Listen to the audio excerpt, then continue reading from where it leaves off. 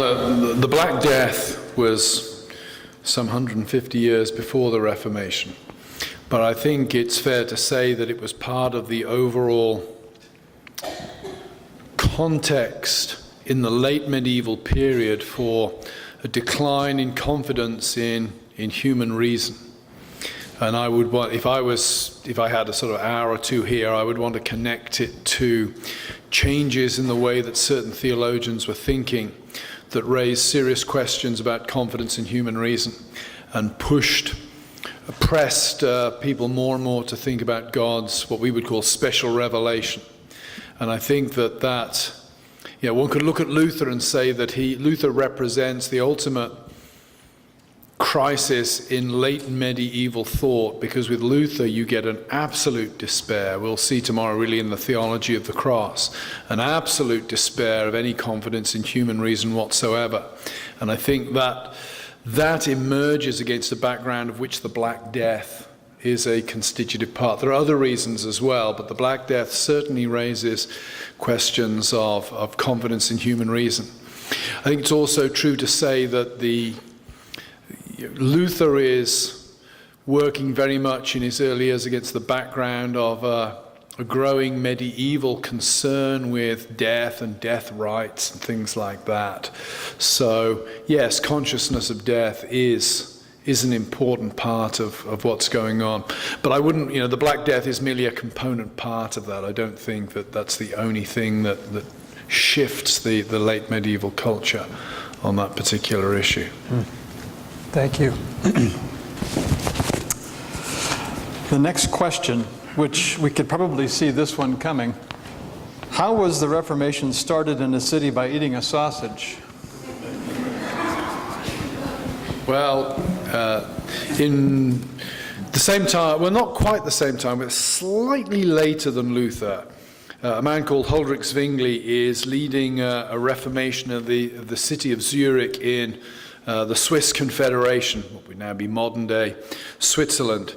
And in many ways, it's a very different Reformation to Luther's, both in terms of its intellectual content and in terms of its social and cultural ethos and impact.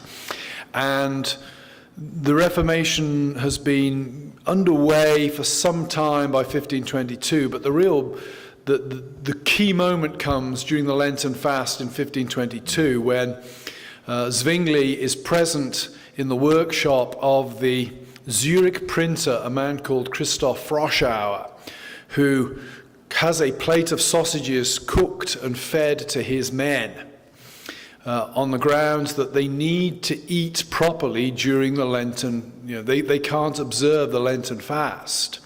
They need to eat properly. And I love this incident in history because the whole host of ways one could take this. When you think of the traditional Christian calendar in Europe in the late medieval period, it's really an agrarian calendar. It's built around the rhythm of the seasons.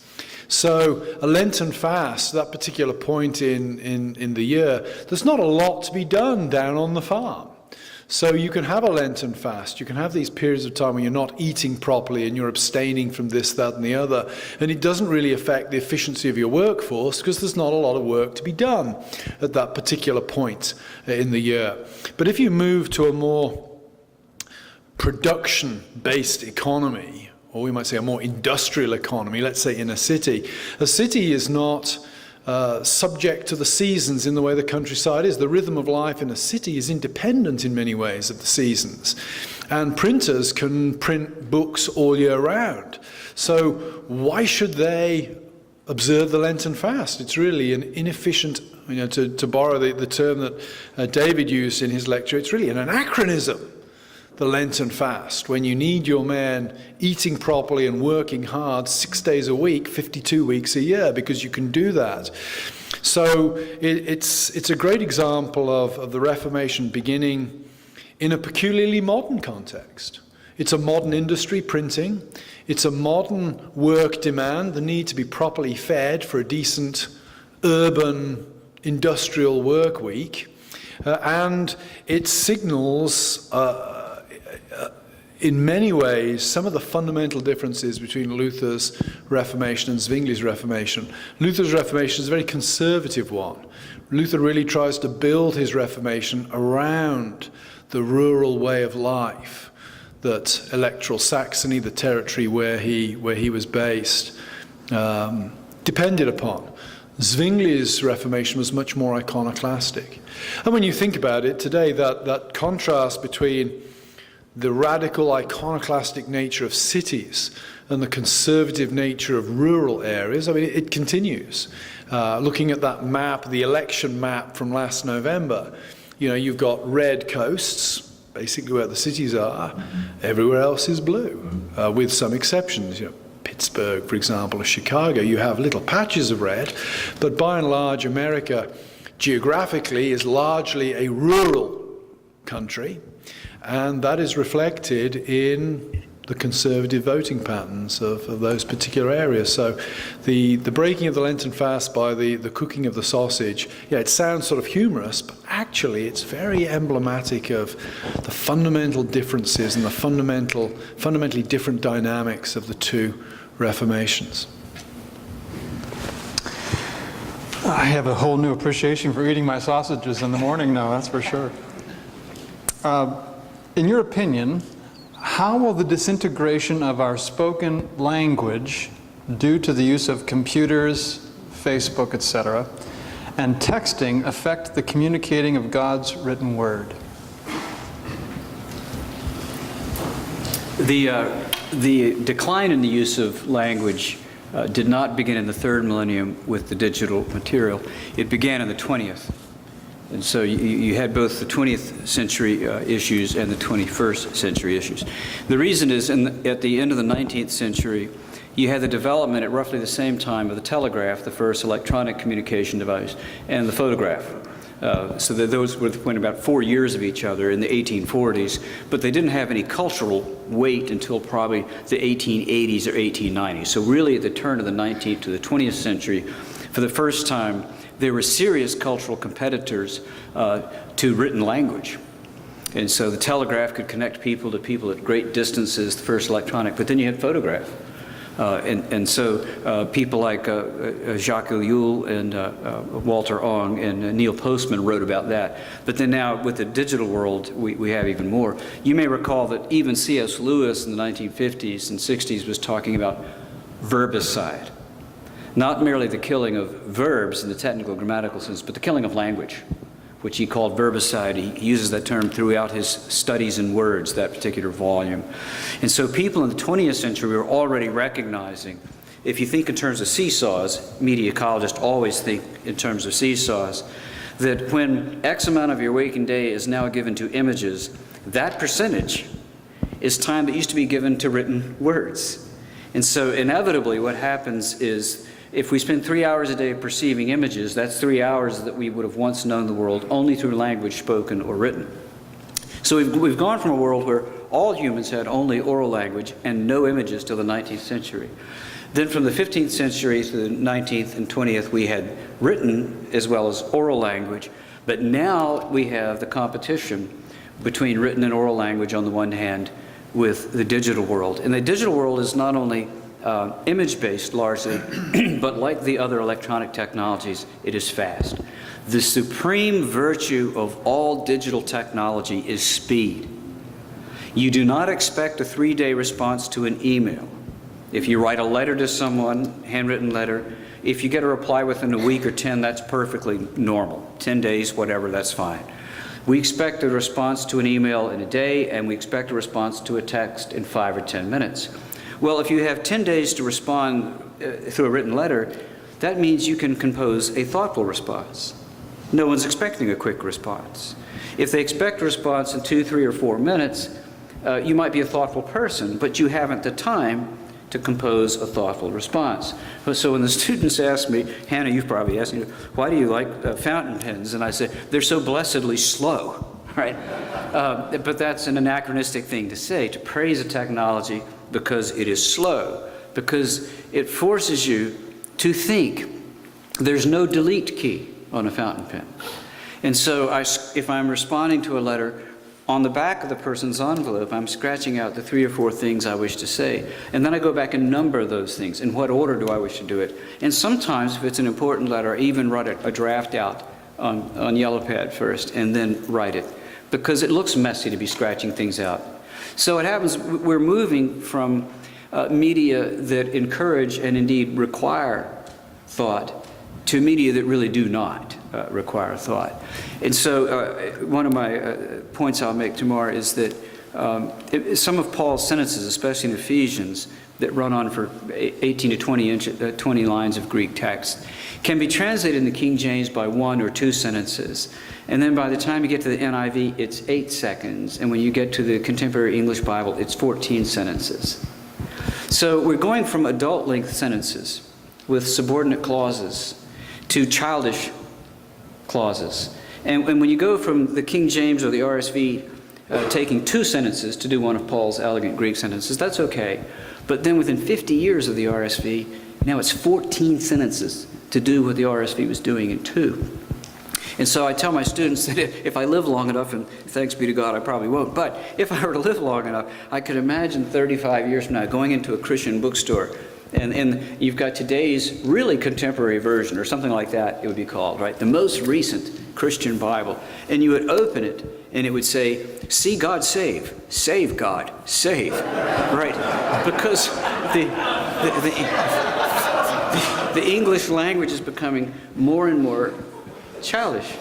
And yet the apostle said, "When I was a child, I spoke as a child, and I reasoned as a child, and thought as a child.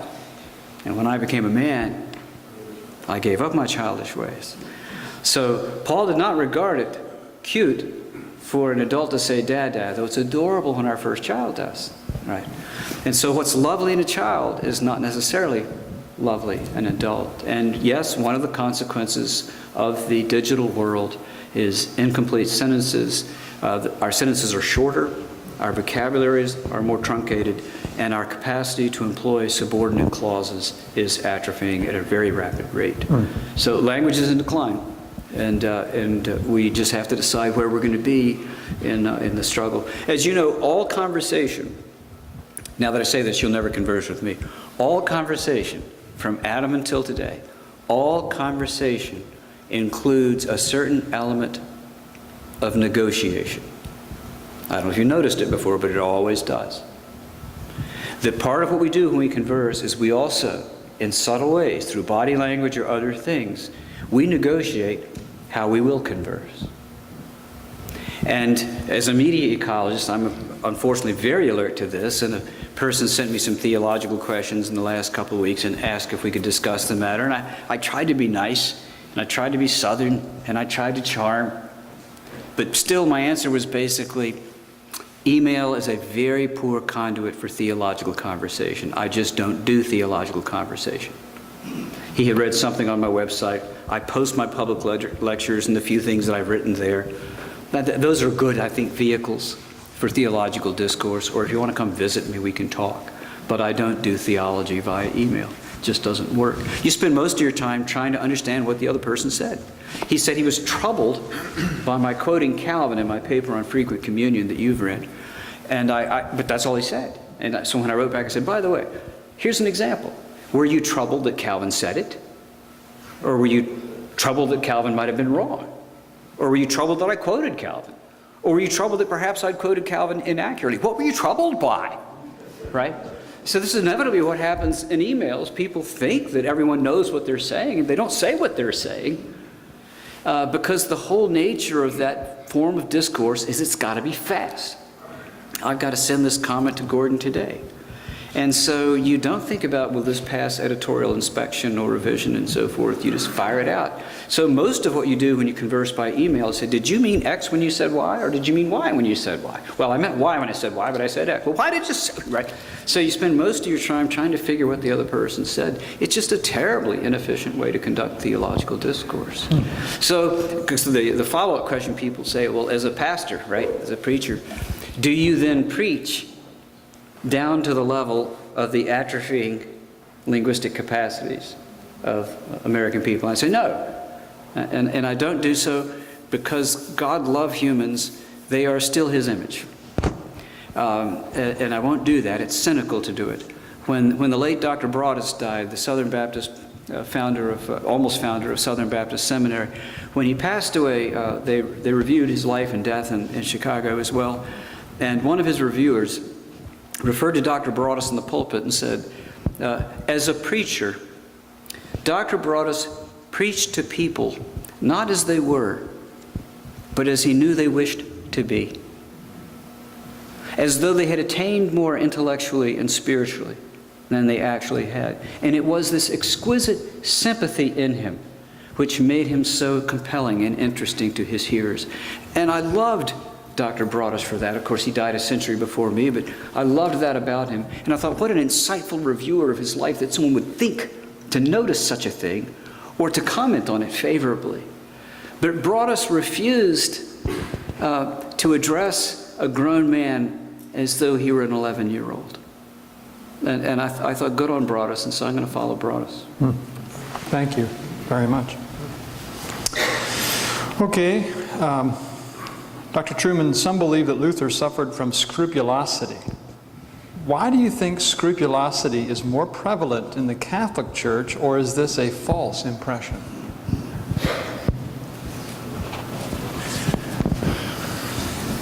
I don't know if I can comment on that, actually. I think it's often related to personality types. And Luther was certainly, I think if Luther was around today, possibly he would be diagnosed as maybe bipolar. Once upon a time, I've said he was a manic depressive. There were plenty of people who heard the same teaching that Luther heard and were not as scrupulous as he was. And I know both Protestants and Catholics, some of whom suffer from scrupulosity and some don't, without regard to their particular confessional commitment. So I'm not sure if I have enough experience and knowledge to answer that question. But I think Luther in particular, there was a particular personality type there. And the other thing about Luther is that, unlike the other reformers, he also told us about it as well. He did not hide his personality in his writings. So he was an interesting character for a whole variety of reasons. Before you sit down, Yeah. would you recommend some books to the history ignoramus to begin understanding God's work over these past thousands of years? Well, I always say to people who want to be good historians, the best thing to do is to read good history. And there's a lot of good history being written. I think, on today's topic of the Reformation, if you know almost nothing about Martin Luther, then I would suggest Roland Bainton's Here I Stand. Must be 70, 80 years old now, but it's still a classic and still very accessible biography of Luther. A good account of the Reformation would be Dermot McCulloch's The Reformation. For somebody perhaps who knows a bit more, is more ambitious, that would be a good book to read. But it's, the history of the last 1,000 years, that's a huge topic. So to recommend books that would cover all of that period is virtually impossible. But I would say a good place to start on the Reformation, Roland Bainton, Here I Stand, Dermot McCulloch, The Reformation. Thank you. Dr. Gordon, I think this is for you. Would you say that society, especially Western, has moved away from a wisdom of the past perspective to a future-oriented focus because they no longer see man's problems as heart issues, but a need simply to improve his environment?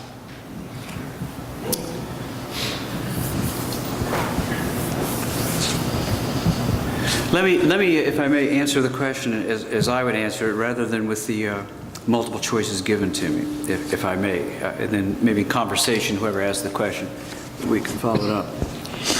I think what it really is what Carl said about rural and urban. As modernity appears, we have for the first time in human history the movement towards the city. Once we became agricultural, the human race needed crops, and mega business and mega agricultural just didn't exist. And so most of the world was rural and not urban until roughly the late 18th century. Then that started to change.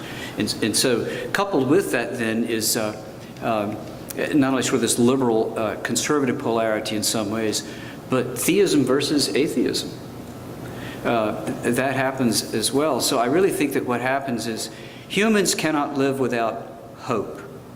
Many people say humans can't live without faith. I think they can live without faith much more easily than they can live without hope. And so for theists, our hope is in the second person of the Trinity, who incarnated 2,000 years ago and remains so, and will return in incarnate form one day to recreate the heaven and the earth. If you don't believe that, you have to believe in something else. You cannot just live hopelessly. You cannot look around you at chaos outside and chaos inside, mortality outside and mortality inside. You have to believe, is there a fix? And I think the idea of progress, and wasn't it Berger who wrote The True and Only Heaven, Progress and Its Critics? Or was it Lash? I think it's Berger, wasn't it? The reason so many people believe in progress is because they do not believe in a Messiah. And so progress becomes their Messiah. The idea of progress becomes their hope.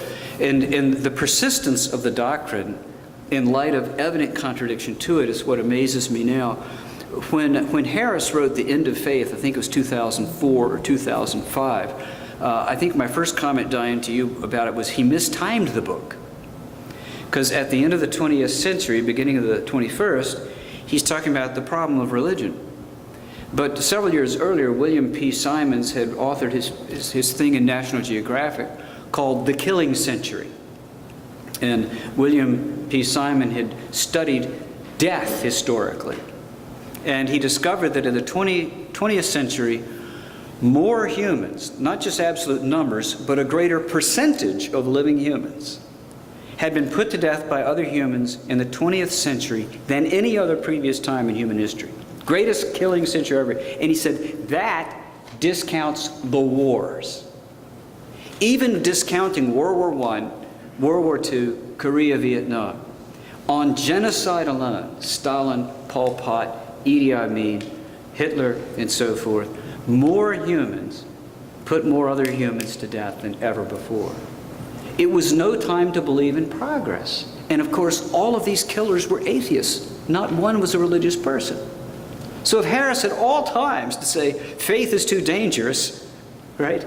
It was when atheism had become too dangerous. All of these great killers. How could people continue to believe in progress after the 20th century? And the answer is the human cannot live without hope. And if our hope is in no other save in thee, well, that's one thing. If our hope is not in no other save in thee, then we just have to believe in progress. So I think at root it is a religious issue. Those of us who do not believe that God will rewrite his order one day have to believe that by some spontaneous process things will just get better and better and improve. And so we look to this future. It's a messianic day without a Messiah, where we persist in believing that science will save us, despite ecological disasters and other kinds of things. We persist in believing that education will save us. We persist in believing in progress, despite the manifest evidence to the contrary. So I really think it's a religious issue as much as any other. The only technological issue is, in a period of rapid technological change, it's very easy to say, wow, we have smartphones, right? And so we go, wow, this is dazzling, right? And it is dazzling. But if I'm out in the woods, I try to get out Wednesday nights and go out to our state park with my hammock, and I spend the night in the woods. When I'm cutting firewood kindles, I want an old technology, right? Knives are very, very old, and they're not very interesting, but they're very, very useful, right? And so the stuff that I can survive out in the woods with is really old stuff. A hammock, rope, a tarp, and something like a sleeping bag. And this thing, if I have it, I turn it off. Don't really need it. So it is true that when people are in periods of rapid technological development, they tend to say, oh, wow. But then when they're in the woods, they go back to the old technology. They've got a hatchet, they've got an axe, they've got a knife, they've got ropes, they learn to tie a bowline knot and a taut line hitch and a couple things like that, and they get along fine, and they don't need any of this. Thank you. If we get attacked by Turks, I'm glad you're armed. It's good to know.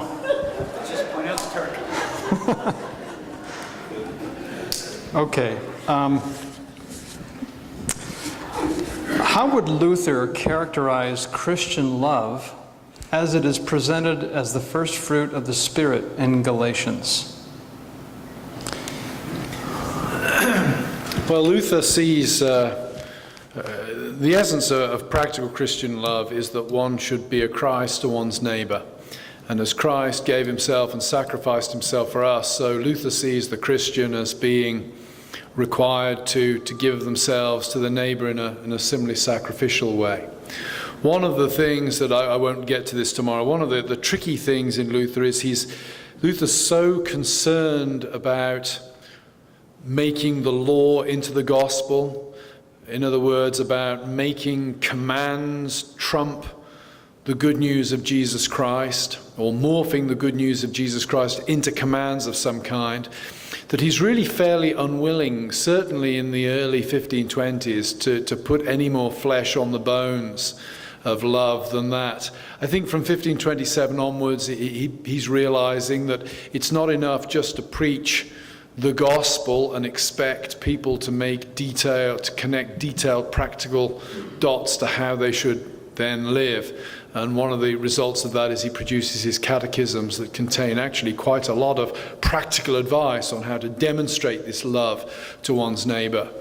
It's part of the problem it's created, I think, for certain evangelicals who only read the Luther of, say, 1520 to 1525, and for certain liberal-leaning Lutherans, is that love, as Luther lays it out in those earlier works, as I say, is, I think, to him it's self-evident what it should look like. To us, reading it in a society where love has been evacuated of all positive meaning and has become little more than a sentiment, it leaves love vulnerable to having any kind of ethical behavior you choose that makes you feel good poured into it.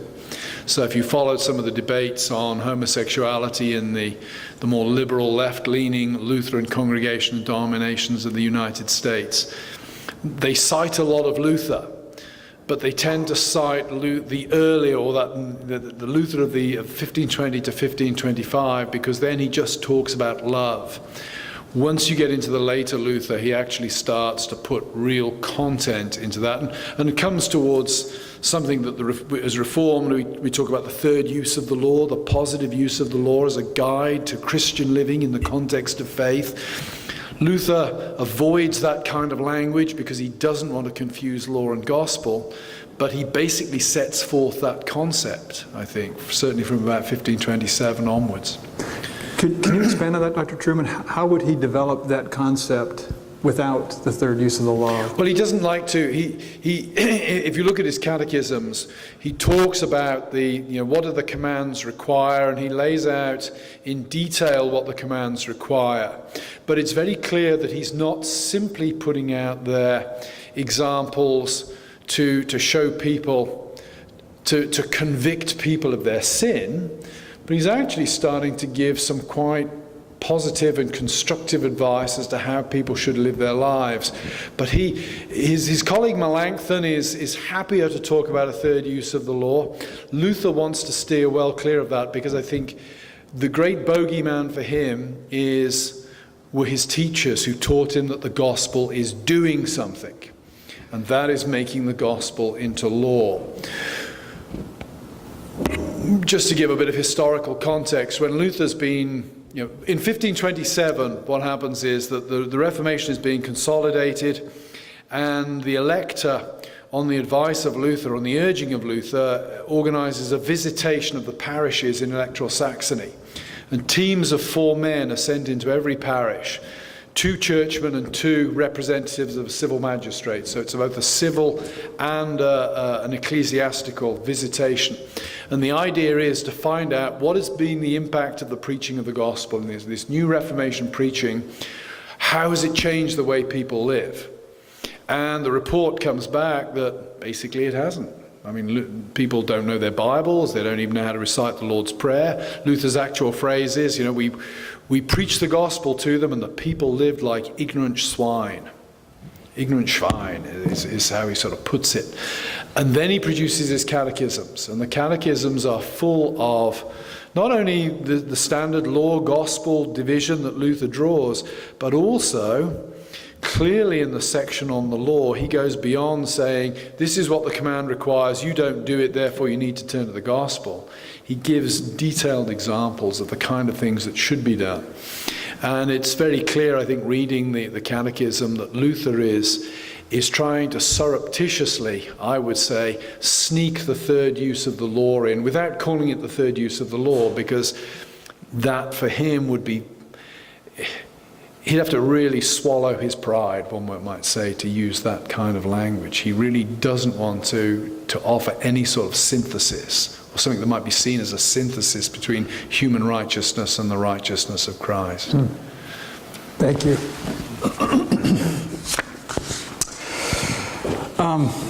How good of a translation was Luther's Bible? Is it still used by German Christians? You're the Bible scholar. Do you want to... Just a little bit of historical information. The authorized version, the King James Version, was functionally the English Bible of the English-speaking world from 1611 till roughly World War II. The New Testament part of the RSV came out in the 1940s, and then the rest of it late 40s, early 50s. So it had a nice 300-year run and so forth. But Luther's Bible was not, had no competitor in German until about the same time. So roughly after World War II, Die Gute Nachricht came out. And so Luther's Die Bibel had been the only German Bible for 450 years or so. And so it was not judged by the German people as needing a revision until about the same time as the 1611 one, but it was here 150 years before. So apparently it was a reasonably competent work. My own competence in German is not as good as Carl's. I can read it when I have to, but I wouldn't be qualified to comment on it in that way. All I would say is that the German people were quite content with it until fairly recently. I would just add that if anybody's got money to spare, because I think it's about $199, the publisher Hendrickson have produced a beautiful slipcase, a facsimile of the Luther Bible, including the woodcuts.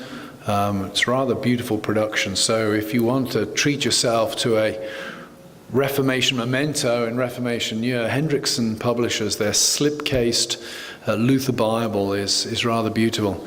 I was fortunate, they sent me a free copy, which was nice, but I have it on display on my book cabinet at home. It's a very beautiful thing. And also a reminder, of course, again, that although the Reformation is a movement of the Word, and although preaching is vitally important, pictures were vital too. And the woodcuts in the German Bible are very polemical. It's very clearly an anti-Catholic book. The Pope, or figures who look rather like the Pope, feature fairly heavily in the woodcuts, particularly in parts of Daniel and the book of Revelation. So if you were part of the 95% who couldn't read, 95% plus who couldn't read, certainly if you were in church or you visit, and somebody had the Bible and you paged through it, you'd be able to get the basic message even by pictures. It's rather ironic, I think, that here you have a book telling you in some ways that pictures are unreliable. Image-based religion is unreliable through the use of images. There's an interesting deconstruction to do there.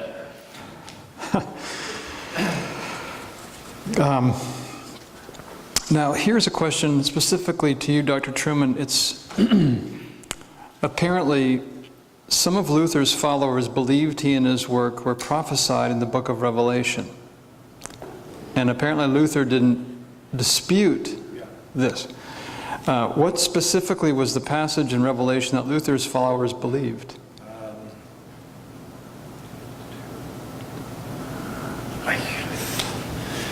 Well, the timetable of it is post Diet of Worms, when Luther escapes from the Diet of Worms with his life. which was really going against historic precedent. At that point, Luther's reputation, certainly for the next few years in Germany, becomes it's stratospheric. He's very, very popular before then. Before the Diet of Worms, the papal nuncio Aleander had advised the emperor not to meddle in the Holy Roman Emperor, not to meddle in the Luther business, he says, because in Germany, 9/10 of the people cry Luther, and the other 10th, if Luther is of nothing to them, shout down with the Pope. So it does seem that in the build-up to the Diet of Worms, Luther is super popular. People are starting to buy posters of him. He's becoming literally a poster boy. Ordinary, sorry? Even coffee mugs. Possibly coffee mugs as well.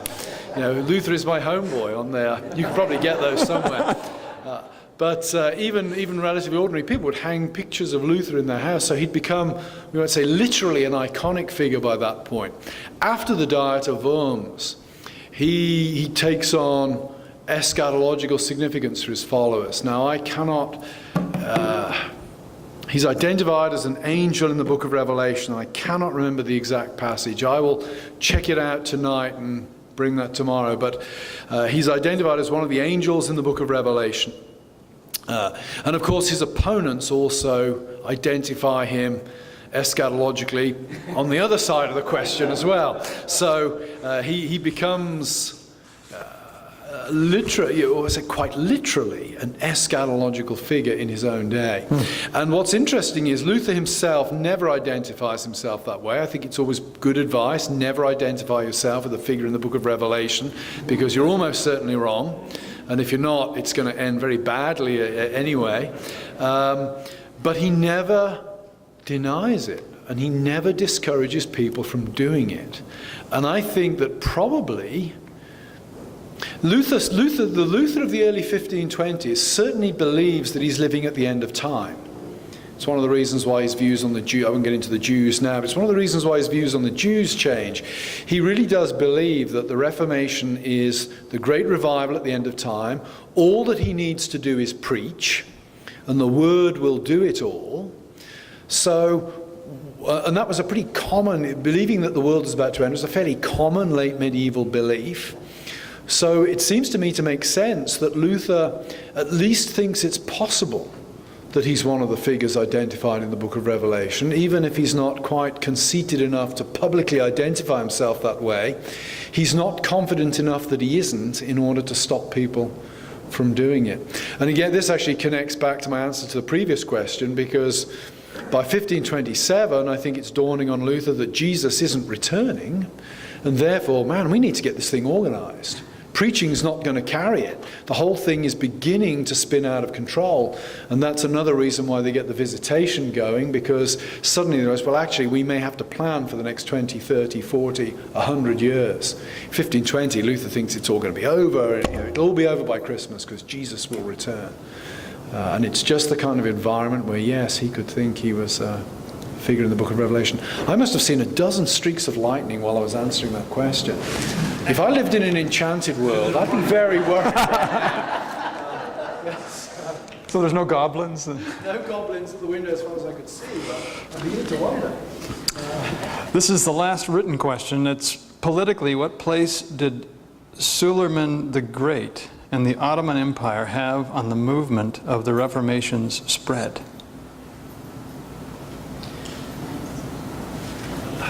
Just I don't know too much. I would say this, going back in some ways to the answer to my previous question.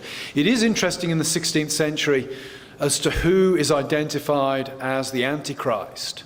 That typically Protestants will identify the Pope as the Antichrist unless the presenting danger is the Turk, in which case the Turk becomes the Antichrist. In other words, you see a similar thing in the 16th century that you see in American end-time speculation in the 20th, where it depends on who America's threatening enemy is as to who Tim LaHaye is identifying as prophesied in the book of Revelation.